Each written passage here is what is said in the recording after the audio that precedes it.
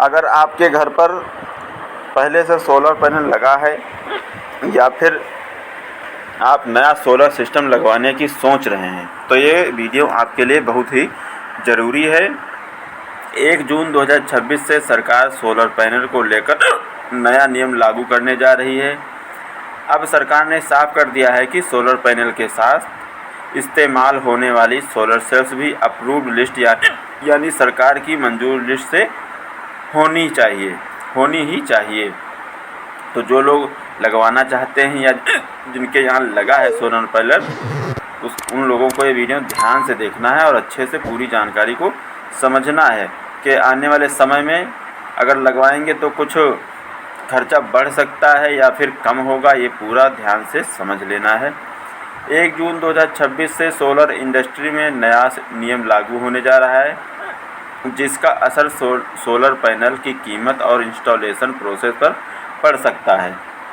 नए नियमों के तहत कुछ सोलर पैनल महंगे हो सकते हैं और सब्सिडी व नेट मीटरिंग के लिए ज़्यादा कंप्लायंस पूरा करना होगा।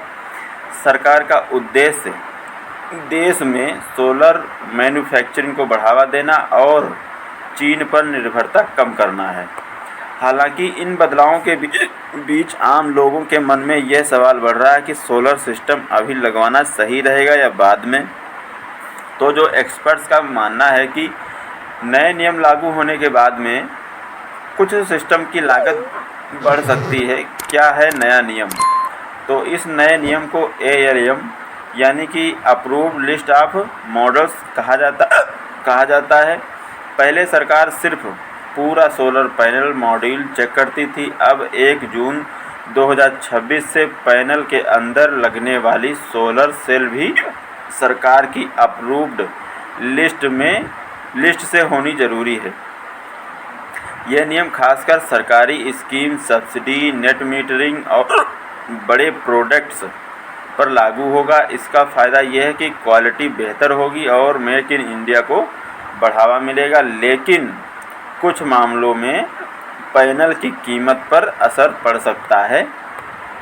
कितना महंगा हो सकता है सोलर पैनल?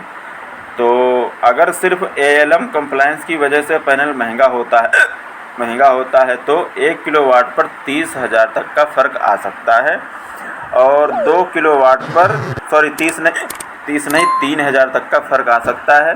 2 किलोवाट पर 6,000 और 3 किलोवाट पर 9,000 का अतिरिक्त खर्च हो सकता है। अगर सप्लाई कम हुई तो कीमत और बढ़ सकती है, लेकिन यह हर ग्राहक के लिए ज़रूरी नहीं है। जो लोग सब्सिडी या नेट मीटरिंग नहीं ले रहे हैं उन्हें ज़्यादा फ़र्क नहीं पड़ेगा। अफवाह फैल रही है कि सब्सिडी बंद हो जाएगी, लेकिन ऐसा बिल्कुल नहीं है। क्या सब्सिडी बंद हो जाएगी? तो इसको ध्यान से देखिएगा कि कितना किलोवाट का सोलर लगवाने पर कितना सब्सिडी मिलती है। तो सब्सिडी जारी रहेगी।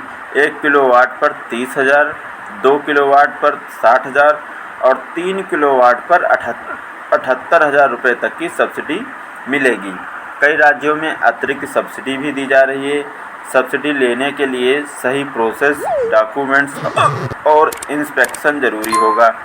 2 ऑप्शन उपलब्ध हैं, सब्सिडी रूट और फ्रीडम रूट। तो सब्सिडी रूट में क्या होता है, इसमें ऑन ग्रिड या हाइब्रिड सिस्टम लगता है। बिजली बिल कम करने वाले घरों के लिए अच्छा है, इसमें सब्सिडी मिलती है, लेकिन टेक्नोलॉजी और चॉइस सीमित होती है, पेपर वर्क और इंतज़ार करना पड़ता है। फ्रीडम रूट क्या है? तो इसमें कोई सब्सिडी नहीं लेनी होती है। लेटेस्ट टेक्नोलॉजी जैसे HJT और HDT, लिथियम बैटरी और हाइब्रिड इन्वर्टर का विकल्प मिलता है। पावर कट में बैकअप चाहिए या ऑफ ग्रिड सिस्टम चाहिए तो यह रूट बेहतर है। शुरुआती खर्च ज़्यादा लगता है, लेकिन लंबे समय बेहतर परफॉर्मेंस मिलती है। तो क्या करें ग्राहक? 1 जून 2026 के बाद सब्सिडी रूट में कंप्लायंस ज़्यादा होगा। अगर आपको सिर्फ बिल बचाना है और पेपर वर्क में मतलब इंतज़ार है तो सब्सिडी रूट चुनें, मतलब इंतज़ार कर सकते हैं तो सब्सिडी रूट चुन सकते हैं।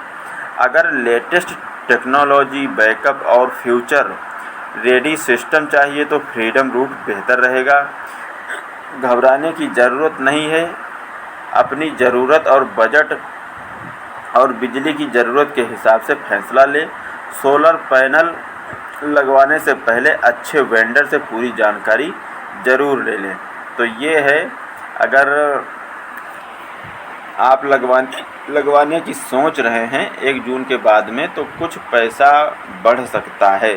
जैसा कि हमने पहले बताया है वीडियो में कि 1 किलोवाट पर 3,000 रुपये, 2 किलोवाट पर 6,000 रुपये, 3 किलोवाट पर 9,000 रुपये तक का अतिरिक्त खर्चा जो है बढ़ सकता है। और इसमें एक बार इसको ध्यान से समझेंगे, सब्सिडी रूट क्या है। तो इसमें ऑन ग्रिड या हाइब्रिड सिस्टम लगता है।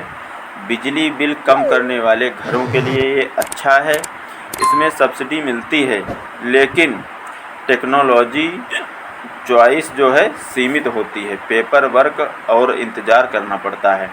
और जो फ्रीडम रूट है इसमें सब्सिडी नहीं मिलती है। और उसमें क्या क्या मिलता है, कोई सब्सिडी तो फ़िलहाल नहीं मिलती है। लेटेस्ट टेक्नोलॉजी जैसे कि HJT, HDT, लिथियम की बैटरी और हाइब्रिड इन्वर्टर का विकल्प मिलता है। पावर कट में बैकअप चाहिए या फिर ऑफ ग्रिड सिस्टम चाहिए तो यह रूट बेहतर है। शुरुआती खर्च ज़्यादा लगता है, लेकिन लंबे समय तक ये अच्छा काम करेगा। ठीक है, तो इस जानकारी को आप सभी को शेयर करना है।